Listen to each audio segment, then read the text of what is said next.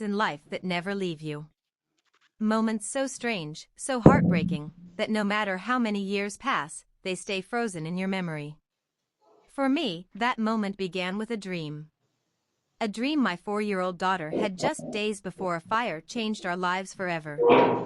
My name is Emily, and before that night, I thought dreams were simply stories our minds created while we slept. I never imagined a child could see something that would later become terrifyingly real. My daughter Lily was 4 years old. She was bright, curious, and always seemed to notice things adults ignored. One night, she woke up crying. I rushed into her room expecting a normal nightmare. Instead, I found her sitting upright in bed, staring toward the window. When I hugged her and asked what happened, she whispered, "Mommy, I saw a fire." I smiled gently and told her it was only a bad dream. But she immediately shook her head.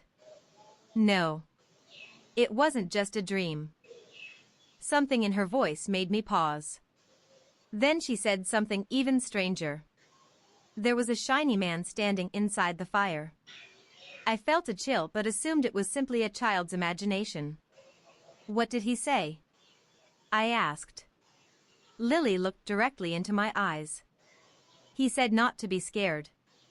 He said we have to leave when the lights become stars. I didn't understand what that meant. Neither did she. The next morning, I told my husband about it and we laughed it off. Children say unusual things all the time. Yet over the following days, Lily kept mentioning the same dream. The details never changed. The fire. The shiny man. The warning. Every time she spoke about it, she sounded calm, almost certain. 2 nights later, while sitting beside me as I folded laundry, she suddenly looked up and said, "Mommy, the shiny man says you have to listen tomorrow." I remember forcing a smile and kissing her forehead. If someone had told me that those words would soon become the most important warning I would ever receive, I would never have believed them.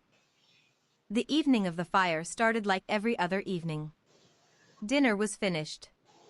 Lily was playing in the living room. My husband had already gone upstairs. Nothing seemed unusual. Around 10 o'clock, I noticed a strange smell drifting through the house. At first, I thought it was coming from outside. But the smell quickly became stronger. Then I heard a faint crackling sound. My stomach tightened. I stood up and followed the smell toward the hallway. The moment I saw smoke creeping along the ceiling, pure panic rushed through me. I ran straight to Lily's room. She was asleep. I shook her gently and lifted her into my arms. Seconds later, the smoke alarms exploded into life. The sound filled the house. My heart pounded so hard I could barely think. As I carried Lily toward the door, she suddenly pointed upward. "Mommy, look." I followed her finger. The lights above us were flickering violently.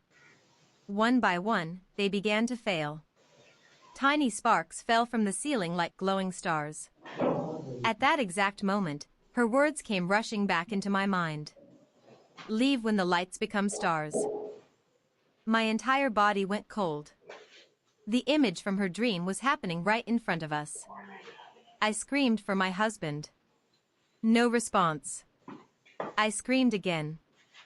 Finally, I heard movement upstairs. Smoke was spreading everywhere. Every breath burned my lungs. Every second felt longer than an hour. I ran toward our bedroom and found my husband struggling to wake up. Together, we tried moving toward the main hallway exit. Then something happened that I still cannot fully explain. Lily tugged on my sleeve and pointed in another direction. "Not that way, Mommy. This way." She pointed toward the kitchen. It made no sense. The hallway was the shortest route. But something inside me listened. We turned toward the kitchen exit instead. Only moments later, a deafening crash echoed behind us. Part of the hallway ceiling collapsed exactly where we would have been standing. Had we continued that way, I don't know if we would have survived. We escaped through the kitchen door and stumbled into the cold night air while flames swallowed our home behind us. Weeks later, investigators uncovered a painful truth. The fire had been caused by negligence during electrical work that should never have passed inspection. Safety concerns had been ignored. Someone chose saving money over protecting lives. My grief quickly turned into determination. The people responsible denied everything at first, but evidence continued to surface. Eventually, legal action followed. The company faced serious consequences, and those responsible were finally held accountable. Many people called it revenge, but I never saw it that way. Revenge could not rebuild our home. Revenge could not erase the fear. What I wanted was justice, and justice finally arrived. Today, years later, we live in a different house. Lily is older now and remembers only pieces of that strange dream. One evening I asked if she ever saw the shiny man again. She smiled and shook her head. "No," she said softly. "He said his job was finished." I still don't know how to explain what happened. Maybe it was coincidence. Maybe it was something more. But I know this, sometimes warnings arrive in ways we don't understand, and sometimes the smallest voice becomes the one that saves a family. The fire took our house, our belongings, and countless memories, but it did not take the people I loved. And that will always be the miracle I carry with me.